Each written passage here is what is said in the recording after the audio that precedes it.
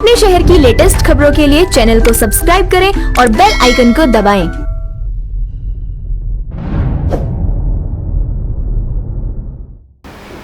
नमस्कार, आप देख रहे हैं ओंकार 24/7 और मैं हूं आपके साथ कहकशा परवीन। कोरोना वायरस के मद्देनजर इस बार सऊदी अरब हज यात्रा में दुनिया भर के लाखों मुस्लिम हिस्सा नहीं ले सकेंगे। जी हां, सऊदी अरब सरकार की ओर से सोमवार को ये घोषणा की गई कि इस साल बहुत ही सीमित संख्या में लोग हज यात्रा कर सकेंगे। इसमें सऊदी अरब में ही रहने वाले लोग प्रमुख रूप से शामिल होंगे।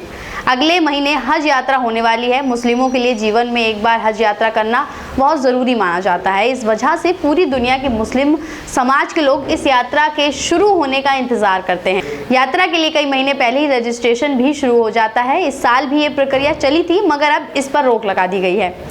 एक बात और भी है कि इस यात्रा को करने के लिए समाज के लोग अपनी कमाई का एक हिस्सा बचा कर रखते हैं। ऐसे लोगों के लिए ये निराशा वाली खबर है। सऊदी अरब की ओर से कहा गया है कि साल 1932 के बाद पहली बार हज यात्रा पर इस तरह से प्रतिबंध लगाया गया है। इससे पहले भी युद्ध और भयंकर छुआछूत वाली बीमारियों के कारण इस यात्रा को रद्द किया गया था, लेकिन 1800 के बाद से इस पर कोई खास असर नहीं पड़ा था। उस समय हैजा और प्लेग जैसी बीमारियों का प्रकोप फैला था। इस वजह से भी लोग बड़ी संख्या में इस यात्रा से दूर रहे थे। हालांकि इस बार यात्रा को पूरी तरह से रद्द नहीं किया गया है, बल्कि सुरक्षा की दृष्टि से तीर्थ यात्रियों की कुल संख्या को जरूर कम किया जा रहा है। तीर्थ यात्रा की देखरेख करने वाले हज मंत्रालय और उम्राह राज्य सरकार द्वारा संचालित सऊदी प्रेस एजेंसी की ओर से दिए गए एक बयान में कहा गया है कि इस साल केवल सऊदी अरब और अन्य राष्ट्रीयताओं के तीर्थ यात्राओं का स्वागत किया जाएगा जो पहले से ही राज्य के अंदर रह रहे हैं। कोरोना वायरस पर नियंत्रण के लिए सऊदी सरकार की ओर से भी कई हिस्सों में लॉकडाउन किया गया था, जिससे सरकार को आर्थिक नुकसान हुआ है।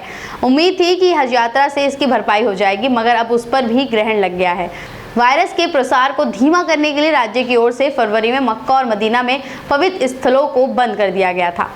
ऐसी और तमाम जानकारी के लिए आप जुड़े रहिए ओंकार 24/7 के साथ। धन्यवाद।